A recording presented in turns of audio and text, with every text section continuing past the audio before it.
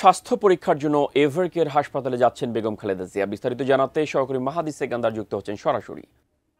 রাত 11টার সময় তার বাসভবন গুলশানের ফিরোজা থেকে স্বাস্থ্য পরীক্ষার জন্য এভারকেয়ার হাসপাতালে রওনা হওয়ার কথা ছিল, তবে সেটি বিলম্বিত হয়ে কিছুটা রাত 12টা নাগাদ তিনি ফিরোজা বাসভবন গুলশান থেকে বের হন এবং তারপরে গণমাধ্যমের আমরা যারা ছিলাম আমরা একই সাথে বেগম খালেদা জিয়ার গাড়ি বহরের সাথে আমরাও এভারকেয়ার হাসপাতাল রাজধানীর বসুন্ধরা আবাসিক এলাকার মধ্যে আমরা সেখানে এসে মাত্র পৌঁছালাম। বেগম খালেদা জিয়া মিনিট পাঁচেক আগে এভারকেয়ার যে হাসপাতাল সে হাসপাতালের গেট দিয়ে ভেতরে প্রবেশ করেছেন এবং এখানে তার স্বাস্থ্য পরীক্ষার যে বিষয়টি সেটি রয়েছে এবং গুলশানের ফিরোজার বাসভবনে যেমন নেতাকর্মীরা এসেছিলেন, যুবদল, স্বেচ্ছাসেবক দল সহ বিভিন্ন বিএনপি ও তার অঙ্গ সংগঠনের যে নেতা কর্মীরা তারা এসেছিলেন বেগম খালেদা জিয়ার বাসভবনের সামনে ভিড় করেছে। একই অবস্থা ঠিক এভারকেয়ার হাসপাতালের সামনে এখানকার বিভিন্ন ওয়ার্ড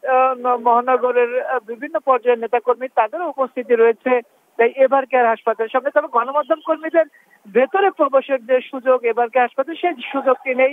আমরা এভারকেয়ার হাসপাতালের যে মূল ফটকটি রয়েছে সেই ফটকের সামনে অবস্থান করছি এবং এখানে বিভিন্ন স্লোগান দিচ্ছেন বিএনপি এবং তার অঙ্গ সংগঠনের নেতা কর্মীরা এবং সেসব স্লোগান চলছে, নেতা কর্মীদের অবস্থান চলছে। তবে বেগম খালেদা জিয়া মূলত তিনি এভারকেয়ার হাসপাতালে তার স্বাস্থ্য পরীক্ষার জন্য এসেছেন এবং এরপরে এই সংক্রান্ত বিএনপি বা বেগম খালেদা জিয়ার ব্যক্তিগত ডাক্তার যিনি আছেন